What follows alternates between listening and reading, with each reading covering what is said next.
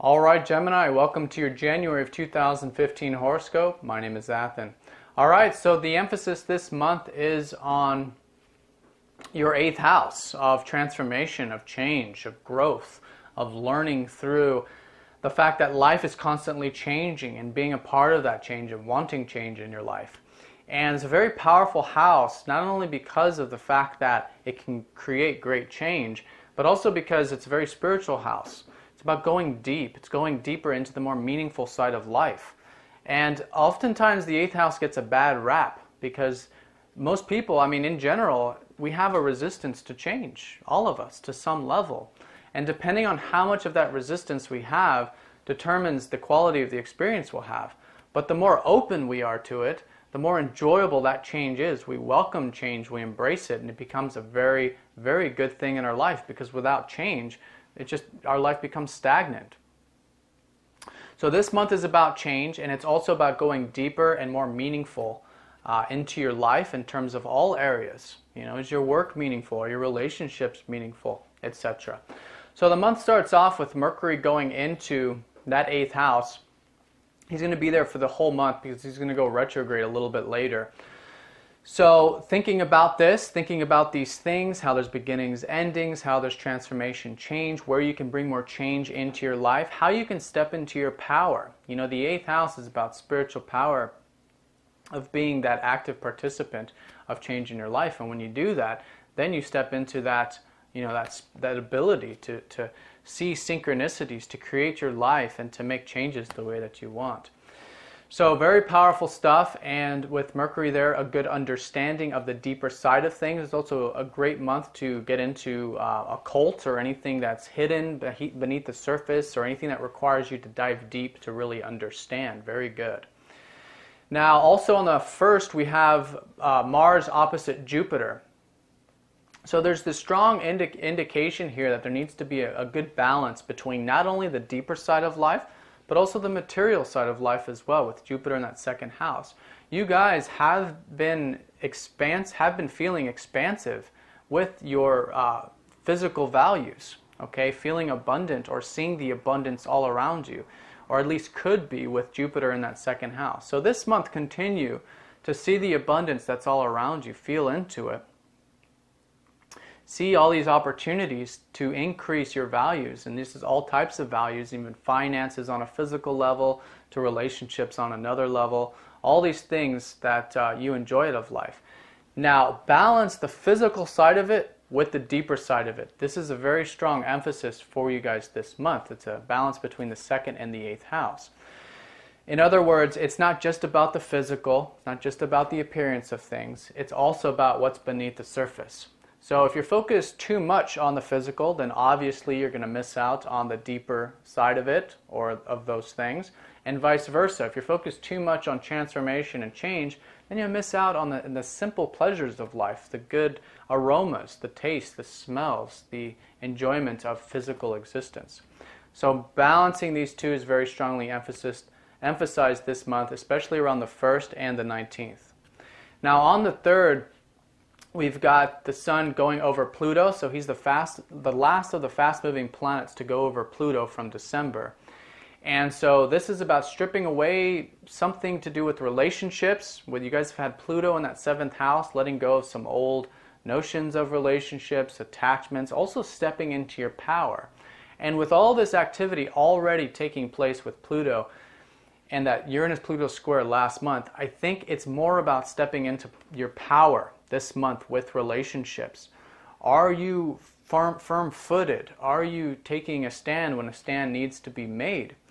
Now, of course, it all comes from compassion, because this is the 7th house. This has to do with our connection to others. So it's not doing it for any individual or personal gratification from it. I mean, that might be there. But that's not what Pluto's showing us. What Pluto's showing us is that when we have power in our lives in terms of how we relate to others, then there's great spiritual power, there's great change. And this is some of the change and stepping into this spiritual power that's happening this month, or especially around the 3rd, with the sun going over Pluto. So this is also creative change as well, and also sparks in your relationships. Do you enjoy your relationships? Are they creative? Are you passionate about them? These are the types of questions you want to ask. And wherever there needs to be made some changes in order for you to create more of those positive things in your relationships, then this is the month to do it. And this is especially the case with this whole Pluto squaring up to the North Node, which I'll talk about. Now on the 4th, we've got Mars going into Aquarius, which is your 9th house. So I think for this whole month, from the 4th onward, I think you guys are really going to be motivated by travel, long distance matters, expansive things that open your mind, open your spiritual awareness, open your physical existence, your physical surroundings through travel, through philosophy, through these types of things. So whatever that is, put energy into it. And you'll notice it's very fruitful. You're going to gain a lot of motivation from it, motivation that you can put into other areas of your life. Or perhaps bring those elements into other areas of your life as well. But good energy there, especially in terms of your overall life path. Because that's what the 9th house generally signifies, is the direction you're moving in. Where are you moving? And I think with especially around the 4th, with Mars going into that 9th house, there's a transformation taking place. This whole month is transformative for you, but Mars is the first to leave that 9th and go into or first to leave your 8th and go into your 9th. So there's a transformation of motivational energy, a newfound inspiration, a newfound sense of adventure. So tap into that adventurous spirit, put energy into it, and I think you'll find that very motivating. Now on the 5th, we have the full moon in your 1st house. So this is the cyclical time of the year now, 6 months after from either your birthday, if this is your sun sign, or from your ascendant sign. So this is a culmination now. You're now able to see very clearly in terms of where you're at, especially in relation to others in your life. There's a strong emphasis of relationships, especially last month in December, but now the focus is on you. Focus is on, okay, where are you at? What are your goals? What are your ambitions? How are you doing? It's a sort of status check, especially around the 5th, in terms of your short and long-term goals. And for some of you, this is a high time, high tide in terms of any goals or ambitions that you set 6 months ago. Okay? So very good. See that abundance, and also see how you can bring this motivation in with you into the following months to come and set those goals. Now on the 10th, like I said, we have Pluto squaring up to the North Node. This is going on for the middle part of the month, well, from the 10th to the 16th. Okay? So this is all about this North Node movement in your guys' 4th house. So this month and this whole year, it's very important for you guys to move in the direction of getting more in tune with your inner feelings. Also more in tune with your security in life and in your roots, where you come from, such as home, such as family, these types of things, all 4th house related. So get more in touch with your roots, get more in touch with your family, get more in touch with your home, your emotions. When you move in that direction, you're going to notice things are in flow. Bring more emotional connection to your work, bring more emotional connection to your relationships, etc. All areas of life. When you do that, there's a flow. And that's what this is all about. It's what this whole year is about. And this month in January is a shifting month for that. From the 10th to the 16th with Pluto there, it's about taking action. Where do you need to make changes in your life to facilitate more of that emotional root connection?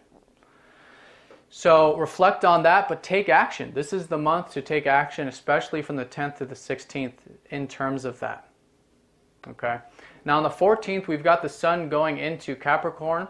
So this is your 8th house. This is where the creative energy starts to come from change and transformation, getting deeper, and also seeing the more meaningful side of things as well, because the sun always illuminates. Where Mercury understands, the sun can see. So with both of those there, this is a good shift in terms of wanting change and seeing the creative energy that's flowing in your life with those things. Okay. 8th house also has to do with other people's resources, other people's finances. So for those of you involved with those types of things, this is a month where things can definitely be emphasized in that area for you as well. Now on the 19th, we've got Venus opposite Jupiter. So now Venus opposite from that 2nd to that 8th house again. Very important that you balance both the physical and the deeper side of life. Both enjoy the sensual side of life and enjoy the deeper side, the transformative side. And when you do that, I think you're going to find that very enjoyable, but I think you're going to enjoy it anyways, because Venus and Jupiter opposition is totally good. It's a very benefic aspect. Now also on the 19th, we have Uranus conjuncting up to the South Node. This is going on through the 21st for a few days here. So there's some old notions about your work, career, anything you're doing on a public level that needs to be released this month, and it's very important that you do. Are you using your work and your career to hide away? You know, are you fulfilled? Are you, is there an emotional connection to what you're doing for your work or public sector? How can you bring more emotional connection to those areas? These are the types of questions you want to ask. And any old ideas or any hiding away that you're doing in terms of that 10th house, you want to make sure that you come out of your shell and start to get more deeper with the home, the family, the emotional side of life. Now also on the 19th, we have Mars conjuncting up to Neptune. So this is where your life path starts to become spiritual unfoldment here towards the end of the month. A good receptive time, a good time to go with the flow in your life path and bringing more presence into what you're doing. On the 20th, we've got the new moon in Capricorn in that 8th house. So with all this transformation, there's some new beginnings here. It's a new transformation, some new understandings about yourself, about the more meaningful side of life, what's important to you. So reflect on that around the 20th and start building it. Start putting energy into it as the moon starts to fill up into February. You know, where you can bring more change, where you can get deeper, where you can have that emotional connection, etc. On the 21st, we've got Mercury going retrograde in that 8th house of transformation. So think about it. You know, use the time from the 20th onward, from the 21st onward into February. Think about how you can bring in more change into your life, more deeper connection, more spiritual power. How can you step into your power more? Power is compassion, and compassion comes from the heart. So again, you have to have an emotional connection to what you're doing in order for you to, to have that power, that passion, that change, want that change in your life. So reflect on that. Anything you do that's learning based from the 21st onward in relation to transformation or anything occult studies, these types of things, getting deeper with self and spirituality, very much in flow for you. On the 22nd, we've got Venus going into Aquarius, which is your life path house. Again, travel, adventure, anything that's expanding you, you'll find very enjoyable, especially from the 22nd onwards, so be sure to do those things. It could also be a way for you to meet people as well. 9th house is also anything abroad, long distance. Now the last aspect of the month on the 31st is Mars is conjuncting up to Chiron, so all of this activity in terms of your life path, I think overall you're going to really start to feel good about it towards the end of the month, especially around the 31st. All right, so let's go and draw a card for you guys this month. See where Spirit would like a little more emphasis. Okay, Jupiter. Well, this came up in the last one for Taurus. And so this is the expansiveness that I was talking about in terms of your values. Jupiter's in your 2nd house. So you guys have been having this expansion, so balance it. You know, merge with it. See the expansive side of all of this transformation, of all of this change. Bring these two together. And you'll notice that these two things aren't as distinct as they may seem. The physical and spiritual side of life are one and the same. And all this physical expansion is the same thing as the spiritual expansion. And the reason why you're having spiritual expansion in your life, the reason why you're having physical expansion in your life is because you're having spiritual expansion in your life. You see? So seeing beyond the veils, getting deeper with the whole connection between the material and the spiritual realm. All right, Gemini, well, I hope you have a great month. Thanks for watching. If you'd like a personal reading, please get in touch. You can click the link down below for the YouTube discount, and I'll talk to you next time.